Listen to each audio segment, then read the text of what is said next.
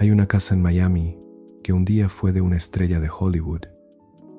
Techos altos, palmeras meciéndose despacio, una piscina que mira al agua, pisos de mármol que costaron más de lo que muchas familias mexicanas ganan en toda una vida. Esa casa perteneció a Cher. Hoy, según los reportes, vive en ella una mujer mexicana que tú conociste de otra manera. Una mujer que tú viste sonreír en tu televisión los domingos, en las tardes, en las transmisiones que veías mientras planchabas o preparabas la comida para los tuyos. Esa mujer lo tiene todo dentro de esa casa. Tiene dinero, tiene jardín, tiene playa, tiene lujo. Le falta una sola cosa. No puede volver a su país. Su nombre es Inés Gómez Montt. Y mientras tú escuchas esto, la Interpol la busca en más de 190 países con una ficha roja a su nombre. La misma muchacha que se hizo famosa en todo el mundo cuando se vistió de novia para pedirle matrimonio, de broma, a una estrella del fútbol americano en pleno Super Bowl. La misma que veías conducir programas en la televisión mexicana. Esa mujer es hoy, según la Fiscalía General de la República, una prófuga de la justicia mexicana. La acusan, junto con su esposo, de un esquema para desviar casi 3,000 millones de pesos de dinero público. Casi 146 millones de dólares. Dinero que, según la investigación, estaba destinado al país. Y aquí está la frase que vas a escuchar varias veces en esta historia, porque lo explica todo. La factura siempre llega. Te lo voy a decir de frente, como se le cuenta la verdad a alguien de confianza. Lo que la mayoría de los programas te contaron sobre este caso fue la parte fácil. La foto del escándalo, la mansión, la fuga. Lo que casi nadie se sentó a explicarte es cómo fue posible. Cómo una conductora de televisión, una mujer que muchos conocían solo por sonreír frente a una cámara, terminó en el centro de uno de los señalamientos de corrupción más grandes de su generación. Y cómo, hasta el día de hoy, sigue libre. Hoy vas a descubrir 4 cosas que casi nadie te contó completas. Primero, cómo una muchacha de la televisión terminó casada con el hombre al que llamaban el rey de las facturas y cómo funcionaba de verdad ese negocio de empresas que existían solo en papel. Segundo, la cifra exacta y de dónde salía ese dinero mientras ella compraba la casa que fue de una estrella de cine. Tercero, la noche en que todo se derrumbó, la orden de aprehensión, la ficha roja en el mundo entero y las palabras con las que ella juró delante de todos que era inocente. Y cuarto, ¿por qué a estas alturas, con todo lo que se dijo, ella sigue caminando libre por las calles de Miami? Te voy a avisar cuando llegue cada una. Pero para entender cómo fue posible que esto ocurriera, necesitas conocer el mundo que la construyó. Porque esta historia no empieza el día que la fiscalía giró la orden. Empieza mucho antes. Empieza con algo que tú probablemente viste en tu propia televisión. Vamos a regresar el tiempo. Finales de los años 90, principios de los 2000. La televisión mexicana era otra cosa. Era el centro de todo.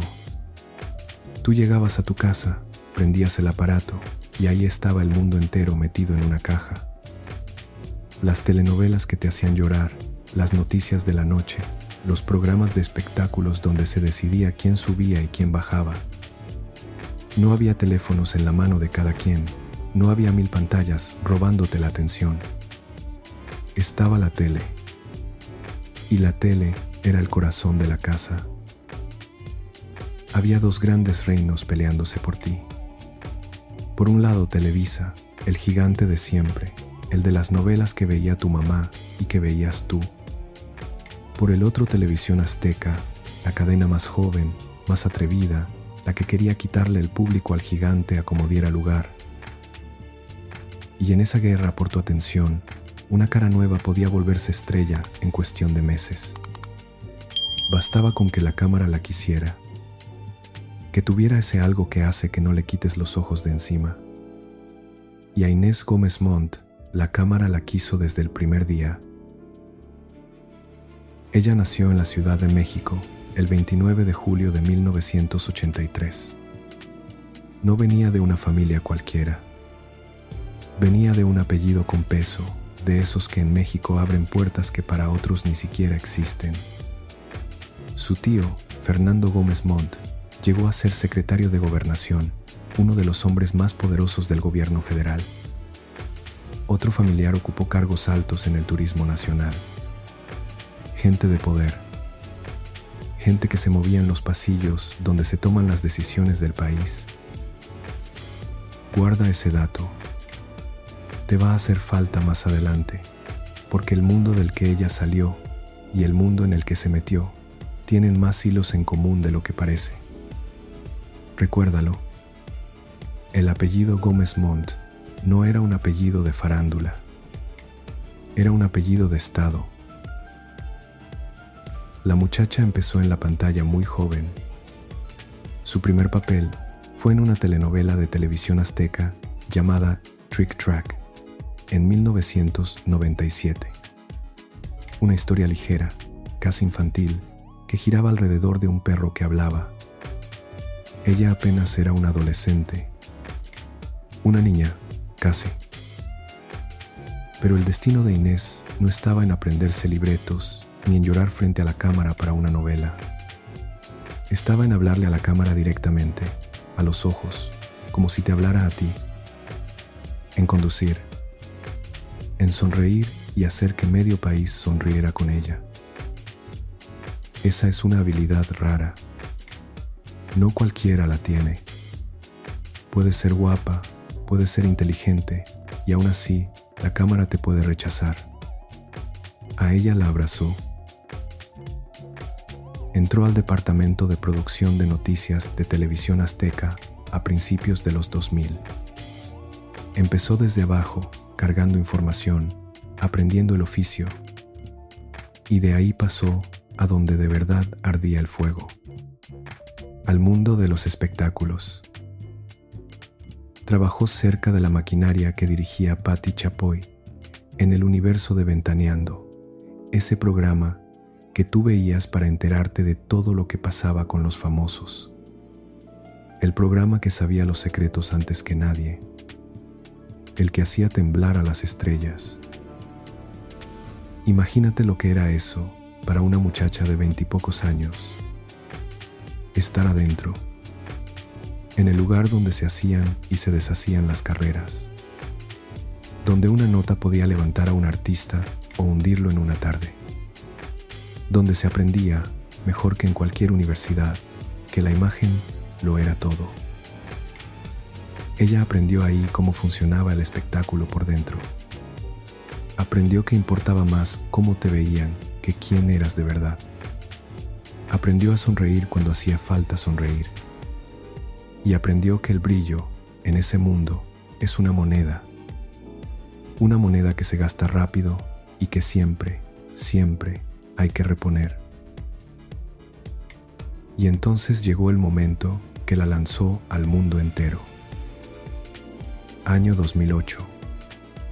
El Super Bowl, la final del fútbol americano, el evento más visto del planeta entero.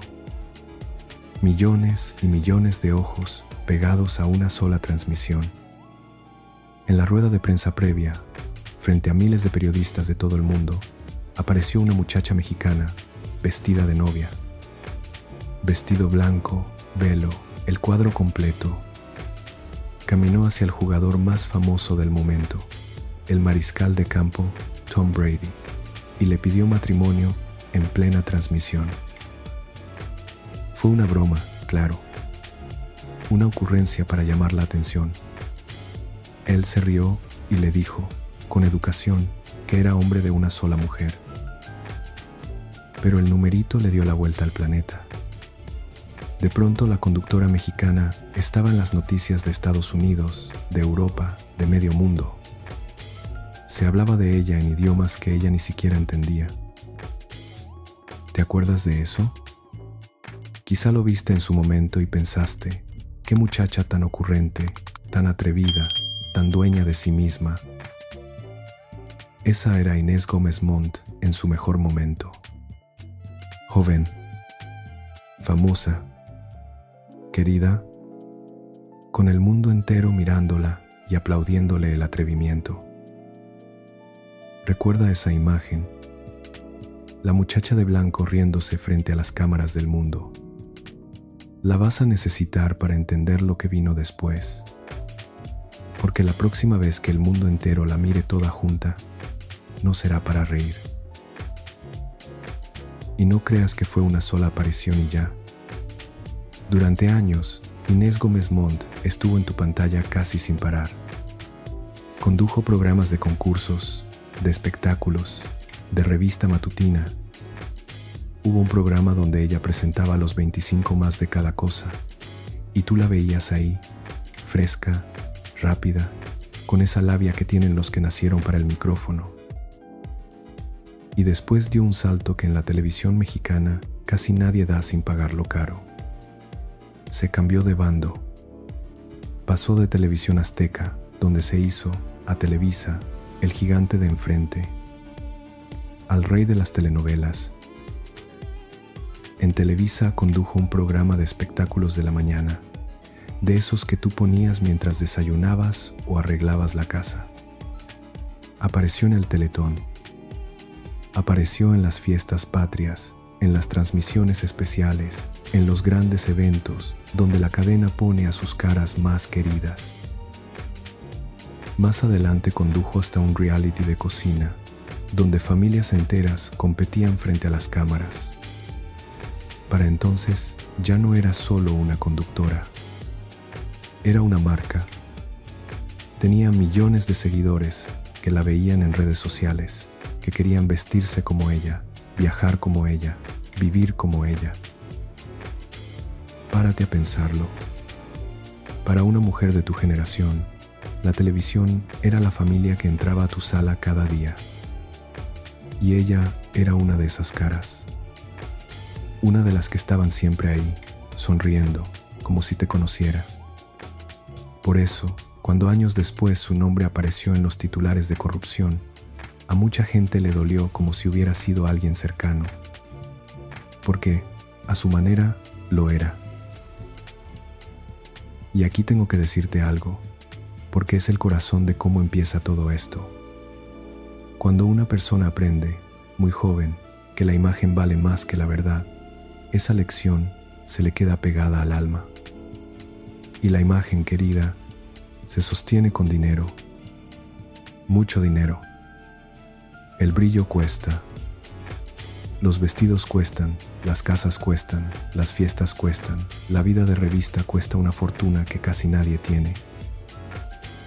La factura siempre llega, pero en aquellos años nadie pensaba en facturas. Todo era flashes, alfombras rojas, sonrisas. Y nadie se preguntaba de dónde salía para pagar todo eso. Hubo un primer matrimonio antes del que de verdad cambió su vida. Inés se casó en 2008 con un empresario llamado Javier Díaz. De esa unión nacieron 4 hijos. Una niña primero y luego 3 pequeños que llegaron juntos, trillizos. Una familia grande, de golpe, en plena juventud. Ese matrimonio se rompió en 2013 y se rompió mal. Muy mal. Hubo acusaciones cruzadas, pleitos públicos, ropa sucia lavada delante de todos. Él la señaló de unas cosas, ella lo señaló de otras. De esos divorcios que dejan a los hijos en medio, como cuando 2 manos jalan la misma tela hasta que se rompe. Y lo que vino después fue una guerra larga. Una de esas batallas legales que duran años y que desgastan a todos. Él la acusó de cosas duras. Ella lo acusó a él de otras. Se dijeron, en juzgados y en medios, palabras que ningún padre y ninguna madre deberían decirse delante de sus hijos. Durante un tiempo, los niños quedaron en una especie de tierra de nadie, entre un padre y una madre, que ya solo se hablaban a través de abogados. Recién en 2024, después de años de pleito, ella logró recuperar la patria potestad de esos 4 hijos. Quiero que guardes ese detalle, porque dice algo de ella que no cabe en una sola etiqueta. La misma mujer a la que el país señala por dinero público peleó como leona durante años para no perder a sus hijos. Las personas, querida, casi nunca son de un solo color. Son de muchos a la vez. Y esta historia es justo eso. Una mujer que fue muchas cosas al mismo tiempo y a la que el mundo quiso reducir a una sola. Años después, ella libraría una batalla legal para recuperar la patria potestad de esos hijos. Pero eso es otra historia. Lo importante para esta es lo que vino justo después de ese primer divorcio. Porque al poco tiempo, Inés Gómez Montt conoció al hombre que iba a cambiar el rumbo de su vida para siempre. Y ese hombre no era de la televisión, era de otro mundo. Un mundo de oficinas, de despachos, de contratos, de dinero que se movía en silencio, sin cámaras, sin flashes. El mundo donde de verdad está el poder. Su nombre es Víctor Manuel Álvarez Puga. Guarda ese nombre, porque a partir de aquí, la vida de Inés y la de él se vuelven una sola. Lo que le pase a uno, le pasa al otro. Suben juntos y, como vas a ver, caen juntos. Pero antes de seguir, quiero que pienses en una persona, no en Inés, no en él. Piensa en el maestro de una escuela pública en cualquier rincón de México, ese que pone de su bolsa para los útiles de los niños. En la enfermera de un hospital del gobierno que trabaja dobles turnos. En la familia que espera años por una obra que nunca llega, por un drenaje, por una calle pavimentada. Porque el dinero del que vamos a hablar, según la investigación, salió de ahí, de lo público, de lo que era de todos. Esa es la verdadera víctima de esta historia. No tiene un solo rostro, tiene millones. Y uno de esos rostros, querida, podría ser tú. Guarda esa idea con fuerza. Vamos a volver a ella. Porque lo que viene ahora es la pieza que casi nadie te explicó bien y es la que lo cambia todo. Para entender a Víctor Álvarez Puga, tienes que entender una palabra que en México se volvió famosa por las peores razones. Facturero.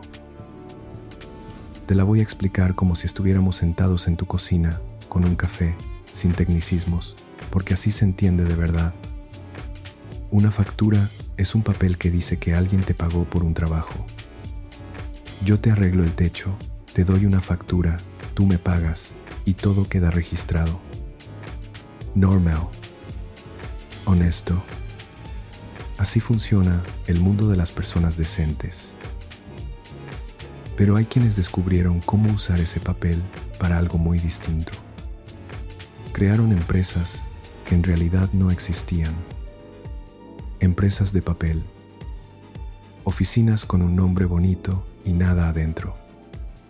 Sin trabajadores, sin máquinas, sin un solo clavo, sin un escritorio. Un nombre, un sello, una cuenta de banco. Nada más.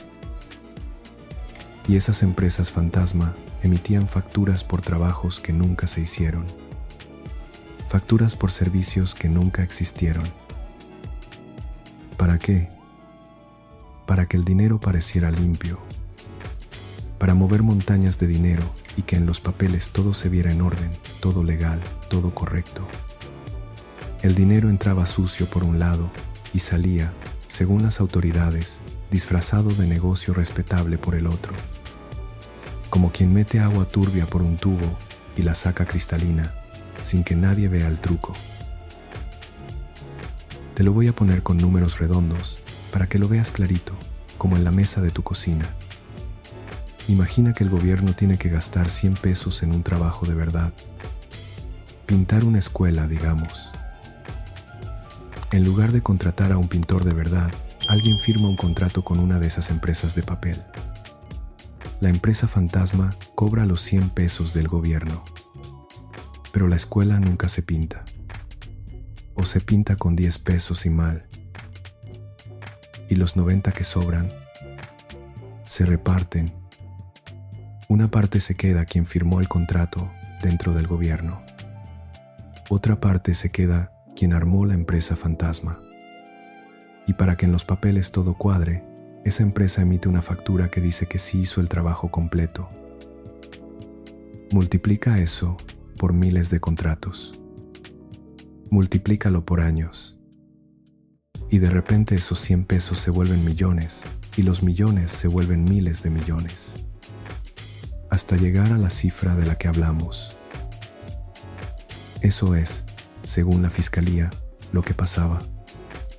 Dinero que entraba por un contrato del gobierno, daba la vuelta por empresas que no existían y salía convertido en casas, en viajes, en relojes. El trabajo nunca se hacía. La escuela nunca se pintaba. Pero la factura siempre decía que sí. Así lo describe la fiscalía. Y según esa investigación, Víctor Álvarez Puga sabía hacer eso mejor que casi nadie en el país. Él tenía un despacho. Lo fundó en el año 2000 junto con su hermano. Se llamaba Álvarez Puga y Asociados. En pocos años llegó a tener cientos de clientes en todo México. Por fuera era un despacho de éxito, de esos que impresionan apenas entras, con oficinas elegantes en varias ciudades, con secretarias, con salas de juntas, con todo el aire de la respetabilidad. Pero ya en el año 2010, mucho antes de que el nombre de Inés sonara en todo esto, las autoridades fiscales catearon esas oficinas en 7 ciudades del país al mismo tiempo. 7 ciudades. El mismo día. Investigaban defraudación fiscal y lavado de dinero. Guarda esa fecha. 2010. 11 años antes de la orden de aprehensión que estremeció al país, la sombra ya estaba ahí. Las señales ya existían. Las alarmas ya habían sonado. Y aún así, todo siguió como si nada. ¿Por qué? Esa es una pregunta que te pido que te guardes. Porque la respuesta dice mucho del país. Déjame contarte un poco más de ese hombre, porque sin él esta historia no existe. Víctor Álvarez Puga no trabajaba solo. Junto a su hermano levantó ese despacho desde abajo y lo convirtió en una máquina. En el mundo de los grandes negocios, su nombre empezó a sonar. Se decía que sabía resolver, que sabía mover papeles, encontrar caminos, hacer que lo complicado se volviera sencillo. Y en un país donde el dinero del gobierno a veces se reparte entre amigos, ese tipo de habilidad vale oro. Vale millones. Para que entiendas el ambiente de aquellos años, basta con recordar lo que se destapó después de ese sexenio. Se descubrió que dependencias enteras del gobierno desviaban dinero público a través de universidades y de empresas que no existían. Le pusieron un nombre que se hizo famoso: la estafa maestra. Miles de millones de pesos que se esfumaron de la noche a la mañana, pasando por empresas fantasma, exactamente del mismo estilo de las que la fiscalía describe en este caso. Ese era el aire que se respiraba en las alturas. Ese era el juego. Y según las autoridades, el despacho de Víctor Álvarez Puga sabía jugarlo. Cuando él e Inés unieron sus vidas, unieron también esos dos mundos. El del brillo público de ella y el del dinero silencioso de él. Las cuentas se mezclaron. Las propiedades se mezclaron. Los apellidos se mezclaron.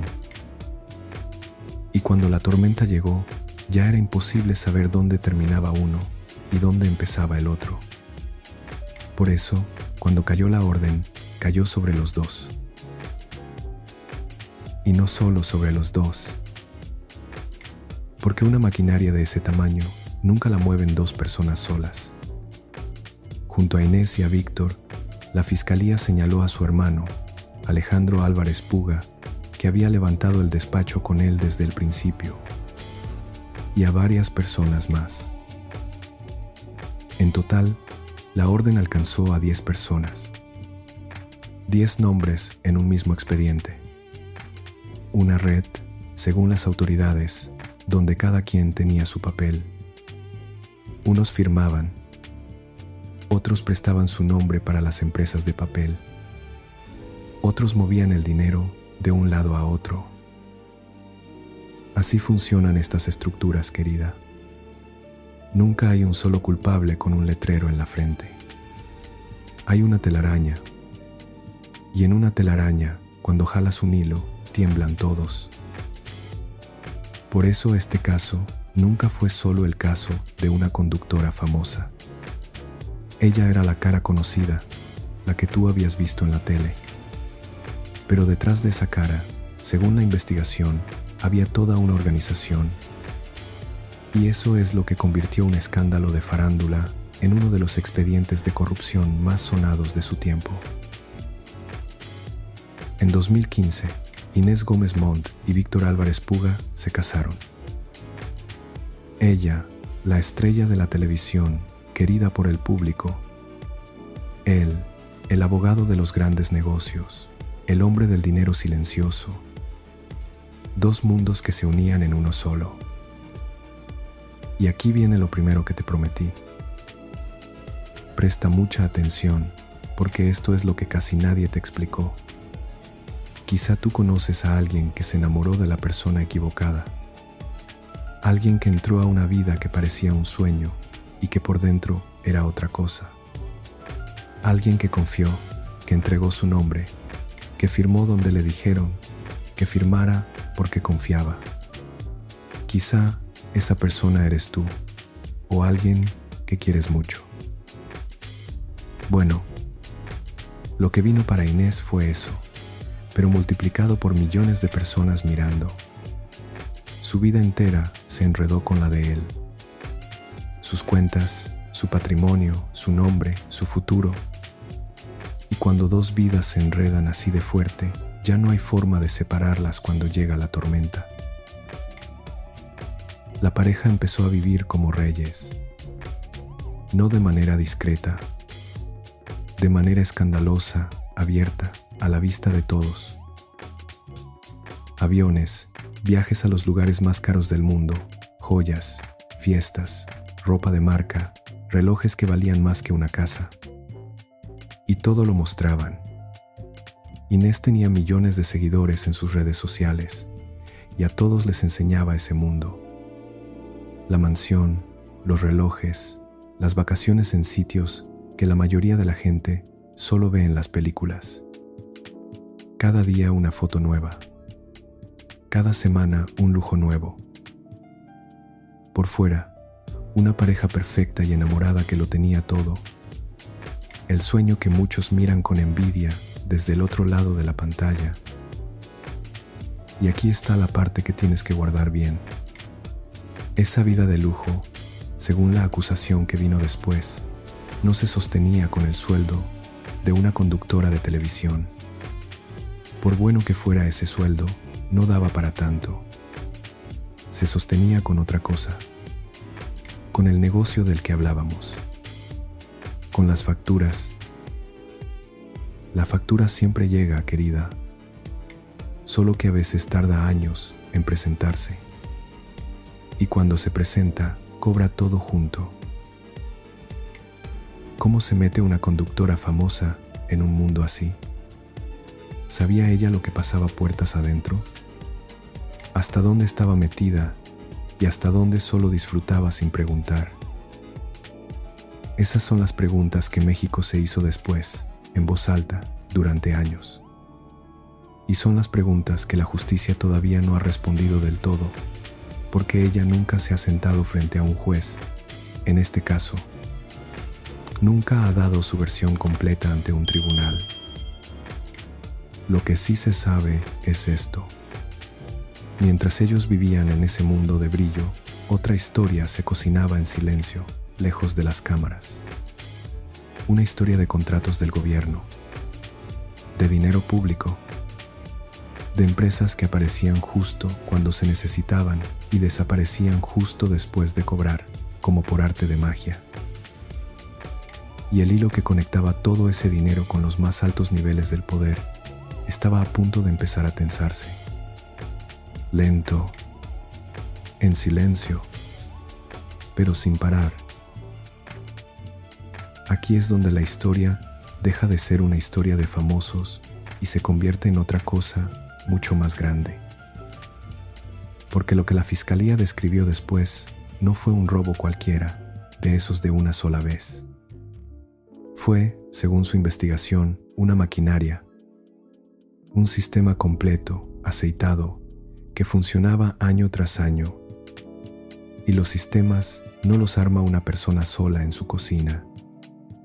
Los sistemas necesitan contactos, necesitan firmas, necesitan que mucha gente, en muchos lugares, mire para otro lado. Piensa en cómo funcionaba ese mundo en aquellos años. Un sexenio entero, el del presidente que gobernó México de 2012 a 2018, quedó marcado por escándalos de dinero público que se esfumaba, contratos que se daban a dedo, empresas que cobraban del gobierno sin hacer el trabajo. La famosa estafa maestra, donde dependencias enteras desviaban dinero a través de universidades y empresas fantasma. Ese era el aire que se respiraba en las alturas del poder. Ese era el sistema. Y según la fiscalía, el despacho de Víctor Álvarez Puga supo nadar en esas aguas como pez en el agua. Supo dónde tocar, a quién buscar, cómo mover el dinero para que pareciera limpio. Aquí viene lo segundo que te prometí. La cifra y de dónde salía. Y antes de decírtela, quiero que te prepares, porque cuando la pongas al lado de tu propia vida, te va a doler en el pecho. Según la Fiscalía General de la República, entre los señalamientos contra Inés Gómez Montt y su esposo está el desvío de casi 3,000 millones de pesos. Dilo despacio, conmigo. 3,000 millones de pesos. En dólares, alrededor de 146 millones. ¿Sabes cuánto es eso de verdad? Es una cantidad que una familia normal no podría gastar en 1000 vidas. Es dinero que alcanzaría para construir escuelas en cada pueblo, para llenar de medicinas los hospitales, para pavimentar carreteras enteras, para llevar agua a comunidades que llevan décadas esperándola. Y según la investigación, parte de ese dinero estaba ligado a contratos públicos. Contratos relacionados con la Secretaría de Gobernación, una de las dependencias más poderosas del gobierno. Contratos que tuvieron que ver, según los reportes, con el sistema penitenciario del país, con las cárceles. Detente un segundo en eso, porque es brutal. Dinero del gobierno, dinero del pueblo, dinero destinado a algo tan serio como las prisiones del país, que según la acusación terminó moviéndose por empresas que no existían, en lugar de llegar a donde tenía que llegar. Y aquí está el detalle que te pone la piel de gallina. Para que nadie lo viera con facilidad, esos contratos estuvieron clasificados durante 5 años. 5 años en la oscuridad, escondidos, fuera del alcance de la gente. Guarda ese número también. 5 años de silencio comprado. Y piensa en lo que significa esconder un contrato durante 5 años. Un contrato del gobierno, en teoría, es público. Es dinero de todos, así que todos deberían poder verlo. Tú deberías poder saber en qué se gasta tu dinero. Pero a veces, con el argumento de la seguridad nacional, ciertos contratos se clasifican, se sellan, se guardan bajo llave para que nadie los revise. Y aquí está lo que indigna. Cuando un contrato sobre las cárceles del país se esconde durante 5 años, ¿a quién protege ese silencio? ¿Al país? ¿O a quien se está llevando el dinero? 5 años es justo el tiempo suficiente para que el rastro se enfríe, para que cambien los gobiernos, para que la gente olvide, para que cuando por fin alguien pueda mirar esos papeles, los responsables ya estén lejos, del otro lado de una frontera, en una casa con vista al mar. El secreto, querida, casi nunca protege al débil. Casi siempre protege al que tiene algo que esconder. Y ahora viene el verdadero golpe, el que de verdad te va a indignar. Aquí entra el apellido que te pedí que recordaras al principio. Porque a Inés se le señaló de ser sobrina de un hombre que ocupó la Secretaría de Gobernación en otro gobierno, el anterior.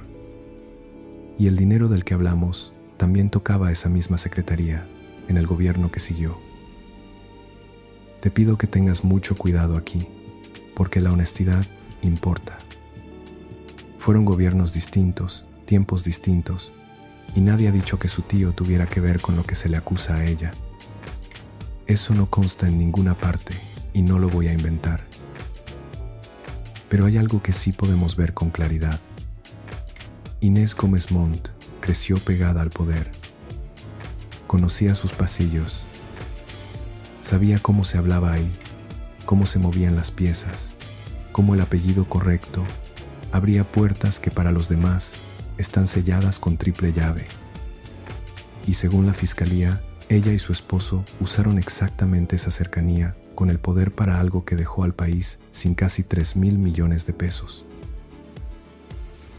Ahora pon todo eso al lado de la mansión de Miami. Mientras ese dinero, según la fiscalía, se movía en la sombra a través de empresas fantasma, ella compraba propiedades en Estados Unidos por más de 11 millones de dólares. Una de esas casas había sido de Cher, una de las cantantes más famosas del mundo. Otra era vecina de la propiedad de Donald Trump. Piensa en lo que dicen esas dos vecindades. Por un lado, la casa de una de las divas más grandes de la música. Por el otro, el patio de un hombre que llegaría a ser presidente de Estados Unidos. No fueron casas escogidas al azar. Fueron casas escogidas para estar cerca del poder y del brillo, para respirar el mismo aire que las leyendas, para que el mundo viera hasta dónde se había llegado. Y ahí está, otra vez, la lección que ella aprendió de joven en la televisión. La imagen lo es todo. Importa dónde te ven, con quién te ven, en qué casa duermes. Solo que esta vez, según la fiscalía, la imagen se pagó con dinero que no era suyo. Se pagó, presuntamente, con lo que era del pueblo. Y cuando construyes tu paraíso con una deuda así de grande, ese paraíso, tarde o temprano, se convierte en el lugar exacto donde te quedas atrapada. Piénsalo bien, con calma. Quizá tú, en esos mismos años, hacías cuentas para llegar a fin de mes. Quizá batallabas con el recibo de la luz, con el gas que sube cada año, con la medicina que cada día cuesta más.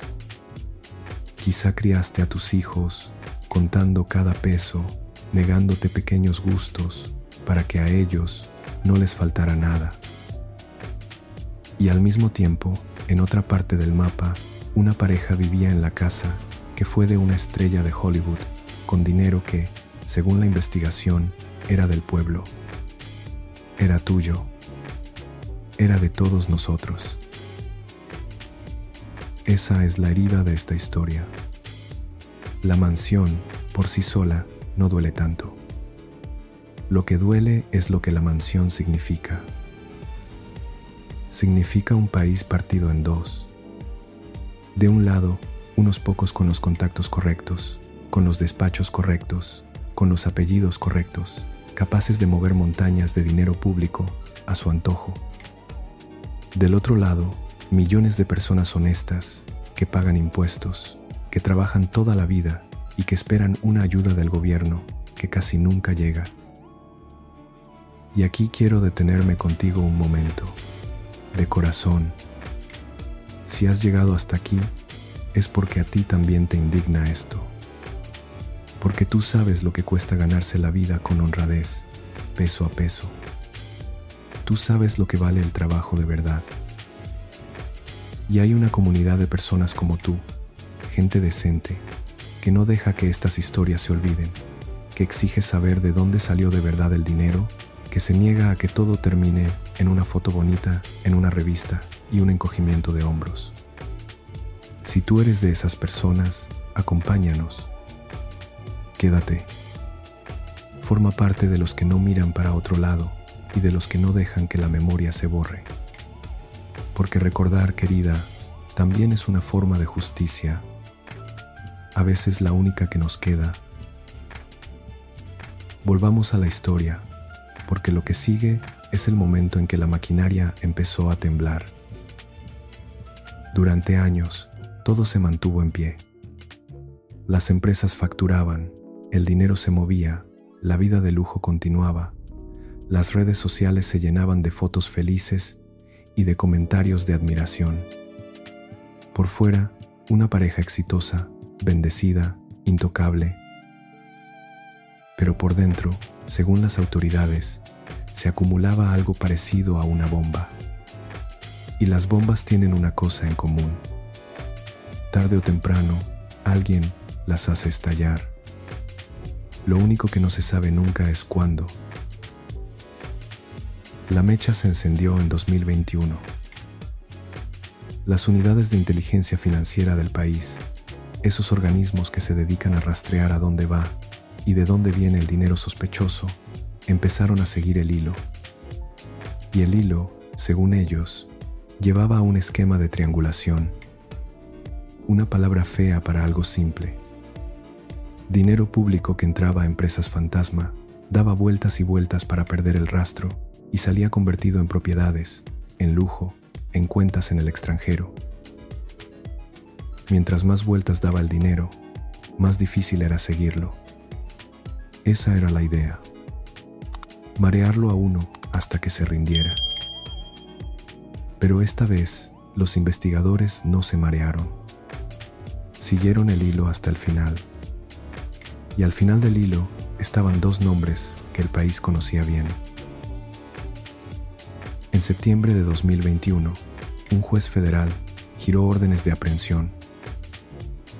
No solo contra Inés y Víctor, contra ellos y 8 personas más, por delincuencia organizada, por operaciones con recursos de procedencia ilícita, por el desvío de recursos públicos. Para que entiendas el peso de eso, esos delitos son tan graves que, de comprobarse, ameritan prisión sin derecho a salir bajo fianza mientras dura el proceso. Cárcel de entrada. Detente en lo que eso significa de verdad.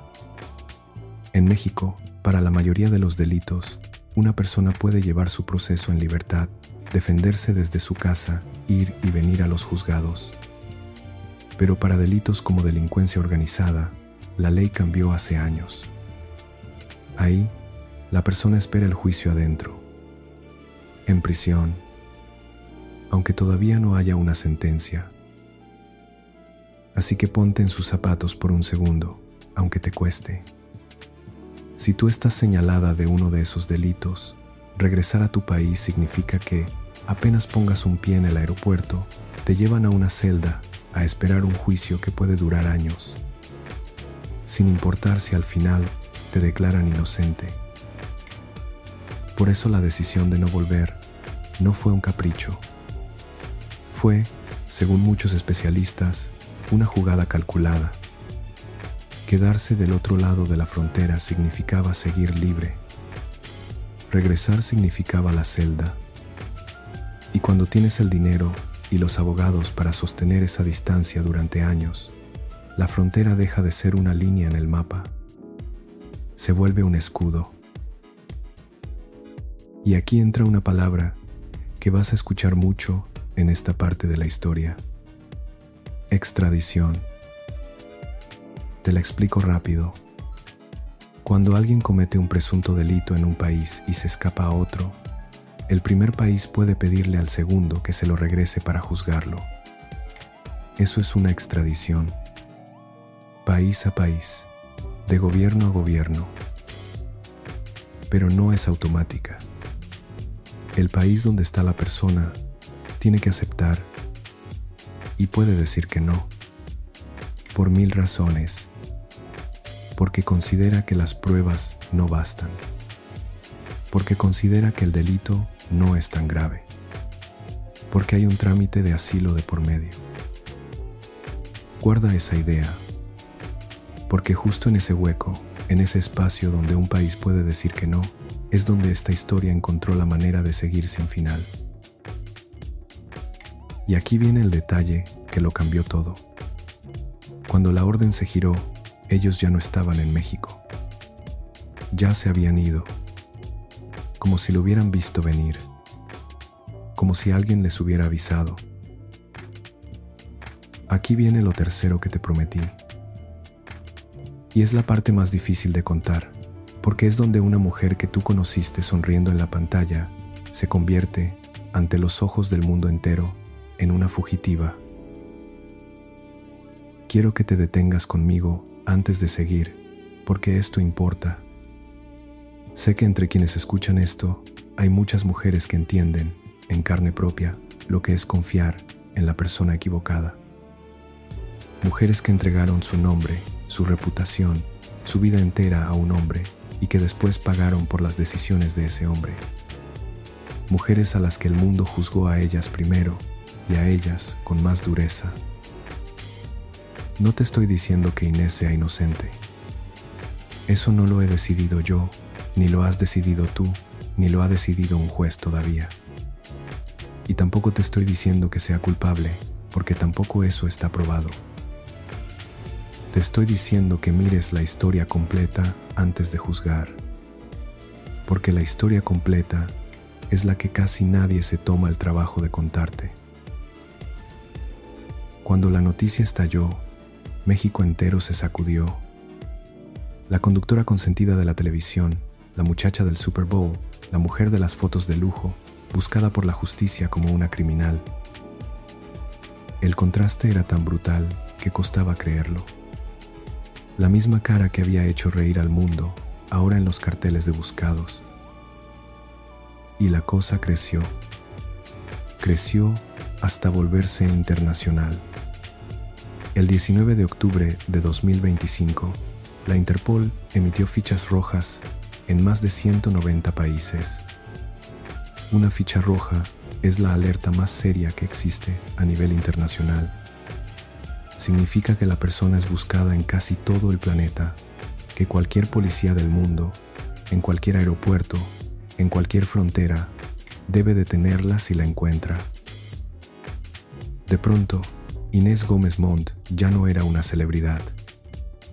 Era un rostro en una lista de los buscados de todo el mundo, junto a gente de la peor calaña. Y quiero que te detengas en algo, porque es casi poético de lo cruel que es. Existen 2 fotos de esta mujer que cuentan toda la historia sin una sola palabra. En la primera, es una muchacha de blanco, vestida de novia, riéndose frente a las cámaras del mundo en un Super Bowl. Joven, libre, dueña del momento, con el planeta entero aplaudiéndole la ocurrencia. En la segunda, es un rostro serio en una ficha de la Interpol. Un nombre, una fecha de nacimiento, una lista de delitos. Buscada en 190 países. La misma cara. La misma mujer. Pero entre una foto y la otra hay un abismo que ella misma, según la acusación, ayudó a cavar. 14 años, más o menos, separan esas dos imágenes. 14 años en los que lo tuvo todo y, según la justicia mexicana, lo apostó por algo que terminó costándole su país entero. Ella no se quedó callada. En septiembre de 2021, cuando todo empezó, mandó un mensaje público. Y voy a leerte sus palabras exactas, porque son suyas, no mías. Dijo, y cito textualmente: sé quién soy. Por mí y por mis hijos, demostraré mi inocencia con dignidad y no guardaré silencio. Repito, soy inocente. Hasta aquí sus palabras. Escúchalas bien, porque pesan. Esa frase, soy inocente, es el centro de todo lo que sigue. Porque hasta el día de hoy, ella nunca ha sido condenada por estos delitos. Nunca se ha presentado ante un juez mexicano en este caso. Lo que existe son acusaciones, una investigación grande y seria, y una mujer que, desde la distancia, jura con todas sus letras que todo es falso. Y tú, querida, tienes derecho a sacar tus propias conclusiones, pero solo con la historia completa enfrente. Su defensa y la de su esposo construyó después un argumento que muchos no esperaban. En lugar de regresar a México a enfrentar el proceso, a dar la cara, a demostrar esa inocencia que ella juraba, se quedaron en el extranjero, lejos, a salvo. Y con el tiempo, según los reportes, el esposo pidió asilo político en Estados Unidos. El argumento fue que en México no los perseguían por dinero. Los perseguían, según ellos, por sus ideas políticas. Detente en lo enorme que es eso. Una pareja señalada por desviar dinero público, pidiendo la protección de otro país con el argumento de ser perseguidos políticos. ¿Coincidencia que ese argumento les sirviera justo para no volver a pisar México? ¿Coincidencia que apareciera justo cuando la extradición empezaba a apretar? ¿O cálculo frío de quien conoce bien cómo se mueven las leyes a ambos lados de la frontera? Saca tus propias conclusiones. Lo que sí quedó claro es que el plan, hasta ahora, les ha funcionado. Porque mientras la justicia mexicana los buscaba, ellos seguían en Miami, libres, en esa casa que fue de una estrella. Pasaron meses, pasaron años, 1, 2, 3, 4 años de fuga. Y México empezó a hacerse una sola pregunta, en voz alta, una y otra vez. La misma que tú probablemente te estás haciendo ahora. ¿Cómo es posible que sigan libres? ¿Cómo, con una ficha roja en el mundo entero, con una investigación tan grande, con tanto dinero de por medio, con tantos ojos encima, nadie los detiene? Recuerda esa pregunta, porque la respuesta es la última cosa que te prometí, y es la que de verdad explica el país y el mundo en el que vivimos. Pero antes de llegar ahí, quiero que entiendas lo que fueron esos años de fuga. 4 años. 4 años en los que una mujer buscada en casi 200 países simplemente desapareció de la vista. No de la vida, de la vista. Durante ese tiempo, en México, su nombre se volvió un fantasma. Cada cierto tiempo, alguien aseguraba haberla visto. Que si estaba en el Caribe, que si estaba escondida en el sur del país, que si vivía bajo otro nombre. Hasta familiares lanzaron versiones distintas sobre dónde podría estar. Y mientras el rumor crecía, la verdad resultó ser mucho menos misteriosa y mucho más indignante. No estaba escondida en una cueva. No vivía con miedo en un cuarto oscuro. Según se supo después, estaba en Miami. en una de las ciudades más visibles del mundo, comprando casas, viviendo de día, a plena luz. Detente en eso un momento. Una ficha roja significa que cualquier policía del mundo debería detenerla. Y ella, según los reportes, andaba comprando una mansión que fue de una estrella de cine. ¿Cómo se explica eso? ¿Cómo se busca a alguien en 190 países y al mismo tiempo esa persona firma escrituras de casas de millones de dólares sin que nadie la toque? Esa contradicción es el corazón de todo. Y es la que nos lleva, por fin, a la última pieza. Lo que quedó en México fue el silencio de una casa vacía y el ruido de un expediente que crecía. Quedaron sus hijos, una familia numerosa, niños creciendo lejos de la tierra donde nacieron, con un apellido que ahora salía en las noticias por las peores razones. Quedó una televisora donde ella alguna vez brilló y de la que ahora casi nadie quería hablar. Quedaron las fotos de lujo, congeladas en el tiempo, ahora vistas con otros ojos. Y quedó un hombre que pasó de las portadas de espectáculos a los titulares de corrupción, de los programas de la tarde a las páginas rojas. Pero el caso estaba lejos de terminar, porque a finales de 2025, después de esos 4 años de fuga, algo se movió por fin. Y por un momento, todo México pensó que la justicia estaba a punto de alcanzarlos. Aquí viene lo cuarto que te prometí. Porque, a pesar de todo, a pesar de los años, a pesar del mundo entero buscándola, ella sigue libre. En octubre de 2025, las autoridades de Estados Unidos detuvieron a Víctor Álvarez Puga. Por fin. Esposas, custodia, un centro de detención. Pero presta mucha atención al detalle, porque es la clave de todo. No lo detuvieron por el caso de corrupción de México. No lo detuvieron por los casi 3,000 millones de pesos. Lo detuvieron por un asunto migratorio, porque su permiso para estar en Estados Unidos ya no estaba en regla. Lo llevaron a un centro de detención de migrantes en Florida. Y por un momento, en México, mucha gente respiró. Pensaron que por fin lo iban a extraditar, a regresarlo a México, para que enfrentara a la justicia que tanto había evitado. Y que detrás de él, tarde o temprano, caería ella también.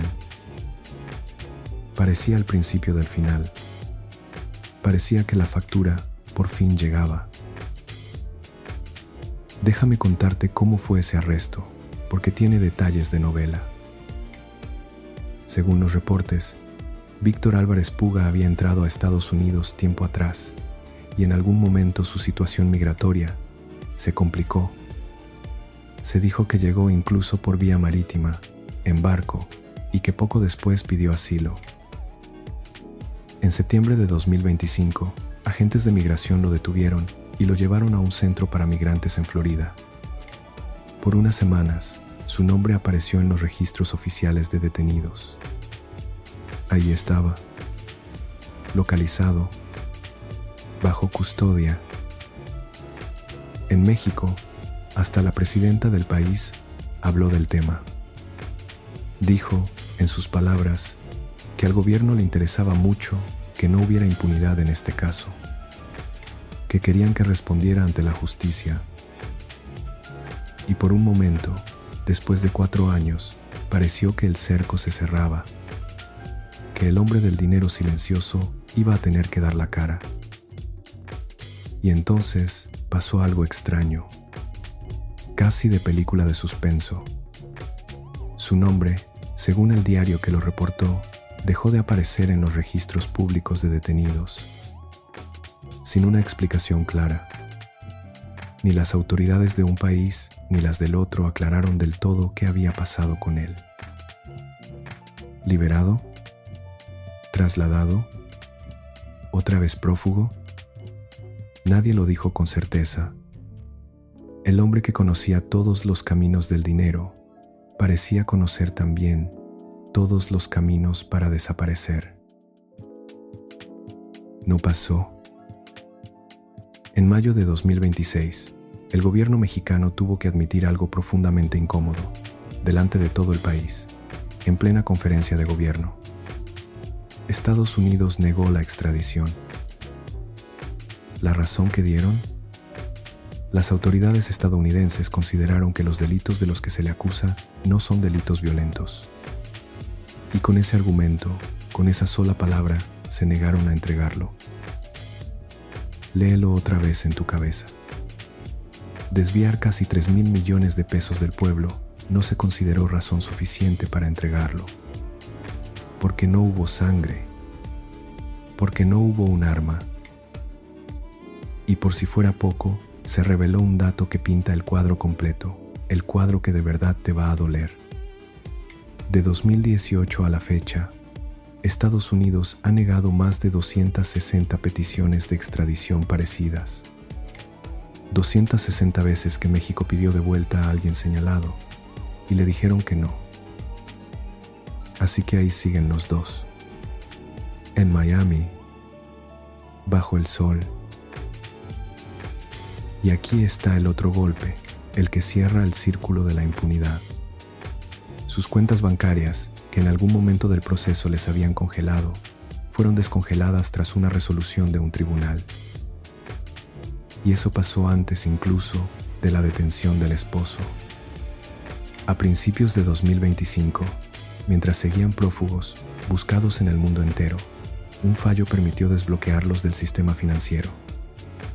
Volvieron a tener acceso a su dinero. Imagínate la escena desde aquí, desde México. Una pareja con ficha roja de la Interpol, señalada de desviar casi 3.000 millones de pesos del pueblo, recuperando el control de sus cuentas, mientras la justicia mexicana seguía sin poder ponerles la mano encima. Para muchos, ese día fue como una bofetada, como si el sistema entero les dijera, en la cara, sigan tranquilos. Porque mientras una madre de familia honesta puede pasar meses peleando con el banco por un trámite cualquiera, esta pareja, en plena fuga, lograba destrabar sus cuentas con una resolución. Esa es la diferencia entre tener y no tener, entre el poder y la gente común. Y esa diferencia, en este caso, se ve con una claridad que duele. Es decir, no solo siguen libres, siguen con acceso a su dinero. Siguen, según los reportes, viviendo con holgura, con recursos, sin que nada los toque. Déjame que te diga lo que esto significa de verdad. Significa que el dinero, los contactos y una frontera bien usada pueden mantener libre a una persona que en su propio país es buscada en 190 naciones. Significa que la justicia, cuando la persona tiene los recursos suficientes, se vuelve lenta, blanda, casi imposible de aplicar.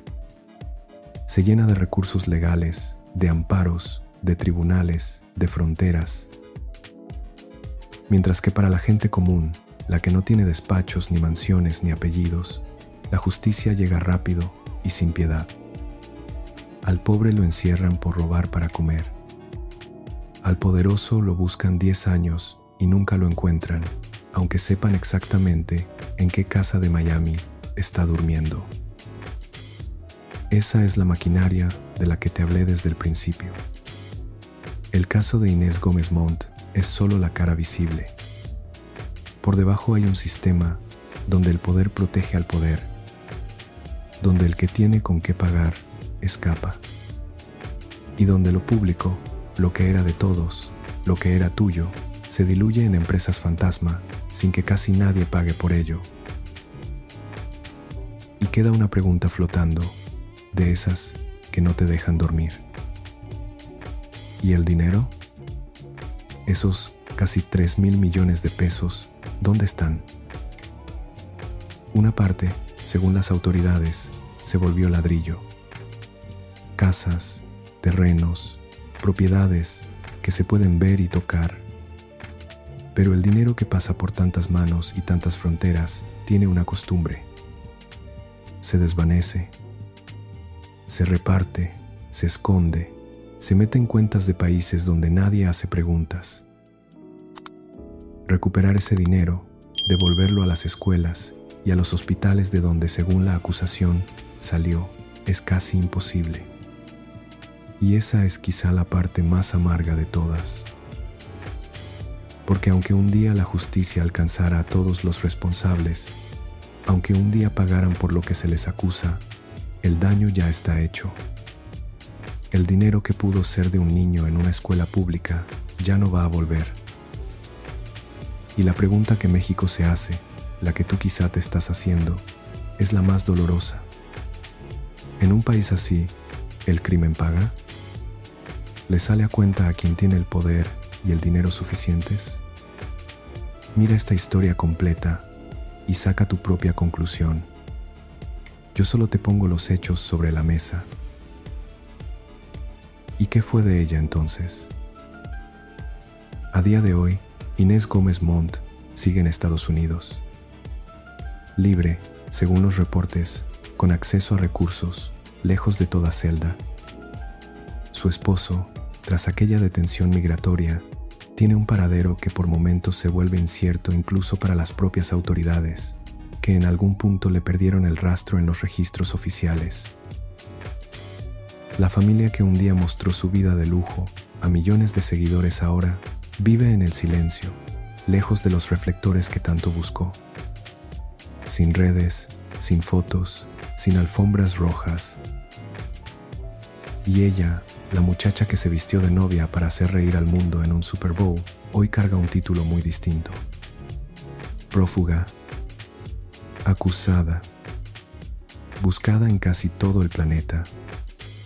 3 palabras que pesan como losas. Quiero que veas la historia completa, de principio a fin, porque solo así se entiende de verdad. Una mujer que lo tuvo todo: fama, belleza, juventud, el cariño de un público que la veía casi como de la familia, como una sobrina, como una hija que aparecía en la pantalla cada tarde. Y que hoy tiene casas, dinero, lujo, todo lo material que se pueda comprar con billetes. Menos una cosa: no puede volver a su país. No puede caminar por las calles donde creció. No puede pisar la tierra donde nacieron sus hijos sin que la detengan en el aeropuerto. No puede ir a un funeral, a una boda, a abrazar a su gente cuando la necesita. Y eso, querida, tú que tienes años y has vivido, sabes lo que pesa. Piensa en lo que es no poder estar cuando se muere alguien que quieres. No poder llegar al hospital cuando una madre se apaga. No poder pisar el cementerio donde están los tuyos. El dinero compra muchas cosas. Compra mármol, compra playa, compra abogados. Pero no compra un boleto de regreso a casa cuando en casa te espera una celda. Sus hijos crecen en otro idioma, en otro país, lejos de los abuelos, lejos de las calles donde su madre fue niña. Y ella los ve crecer así, sabiendo que esa distancia, esa frontera, ya no se va a cerrar. No te lo cuento para que sientas lástima. Te lo cuento para que entiendas la dimensión completa de lo que está en juego en una historia como esta. Porque cuando alguien, según la acusación, le quita tanto a un país, el país también termina cobrándole. A su manera, en la moneda que más duele. Tiene la jaula más cara del mundo. Una jaula con piscina, con mármol, con palmeras y vista al mar. Pero jaula al fin. Una jaula de la que ella misma tiró la llave al otro lado de la frontera. Y aquí es donde regresamos al principio. A esa casa de Miami que un día fue de una estrella de Hollywood. A esa mujer que lo tiene todo menos la posibilidad de volver a casa. ¿Te acuerdas de cómo empezamos? Cuando arrancó esta historia, esa imagen era un misterio.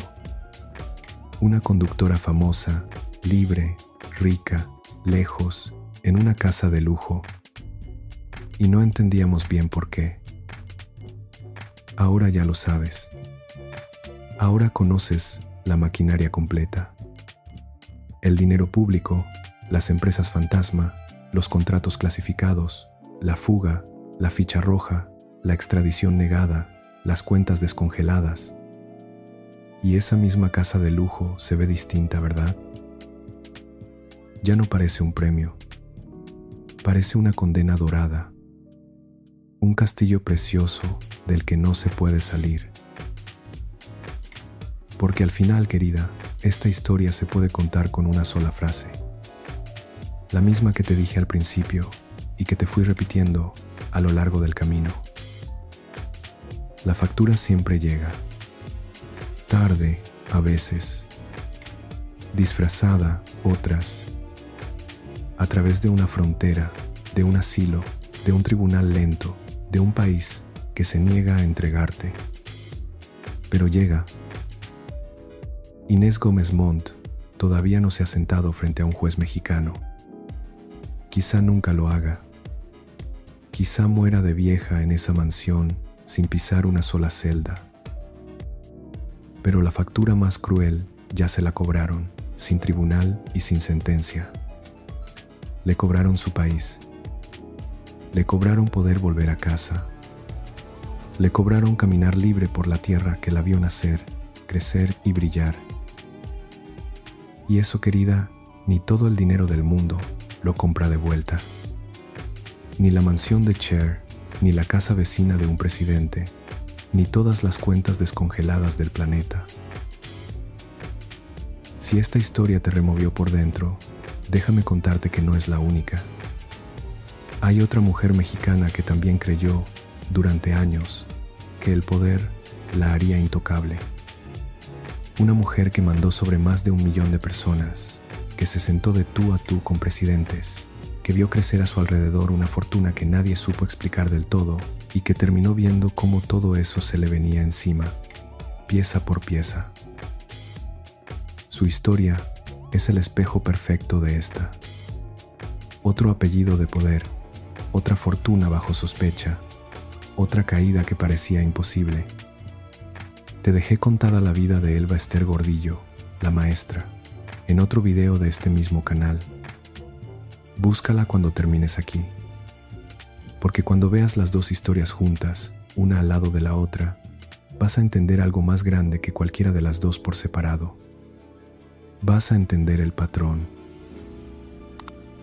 Y antes de irme, quiero hablar contigo directamente, de tú a tú. A ti, mi gente, que me acompañaste hasta el final de esta historia. A ti en México, en Estados Unidos, en Colombia, en Argentina, en cada rincón donde se habla español y donde alguien recuerda haber visto a esta mujer en una pantalla.